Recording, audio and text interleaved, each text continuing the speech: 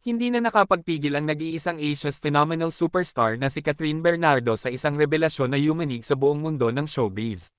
Sa isang nakakaantig na interview, tila binuksan ni Catherine ang kanyang puso para sa isang katotohanan na matagal nang hinihintay ng lahat.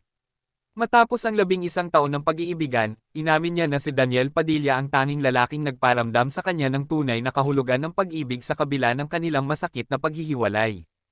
Ito na nga ba ang huling salita tungkol sa kanilang nakaraan o simula pa lamang ng mas malalim na kwento? Huwag palampasin ang buong detalye sa aming artikulo.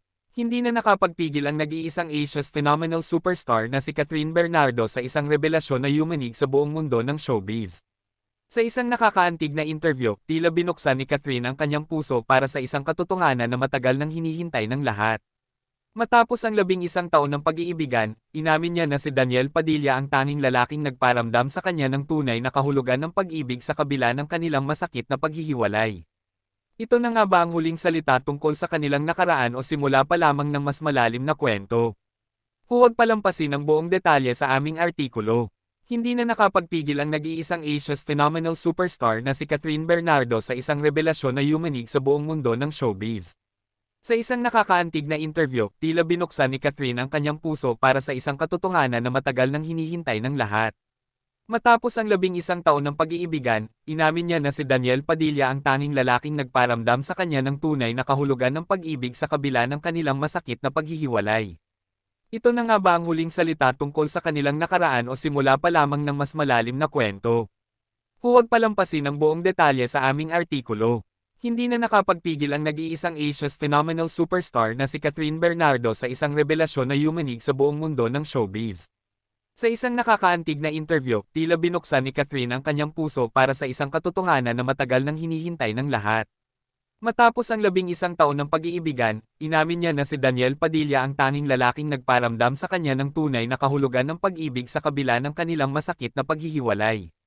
Ito na nga ba ang huling salita tungkol sa kanilang nakaraan o simula pa lamang ng mas malalim na kwento? Huwag palampasin ang buong detalye sa aming artikulo.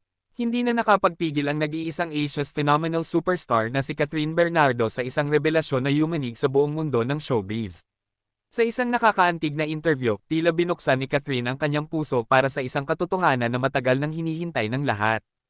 Matapos ang 11 taon ng pag-iibigan, inamin niya na si Daniel Padilla ang tanging lalaking nagparamdam sa kanya ng tunay na kahulugan ng pag-ibig sa kabila ng kanilang masakit na paghihiwalay.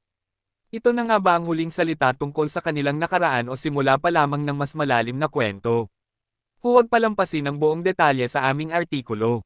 Hindi na nakapagpigil ang nag-iisang Asia's phenomenal superstar na si Catherine Bernardo sa isang revelasyon na yumanig sa buong mundo ng showbiz. Sa isang nakakaantig na interview, tila binuksan ni Catherine ang kanyang puso para sa isang katotohanan na matagal nang hinihintay ng lahat. Matapos ang 11 taon ng pag-iibigan, inamin niya na si Daniel Padilla ang tanging lalaking nagparamdam sa kanya ng tunay na kahulugan ng Thank you guys. Thank you for watching. Yan, tulog si Ming Ming guys.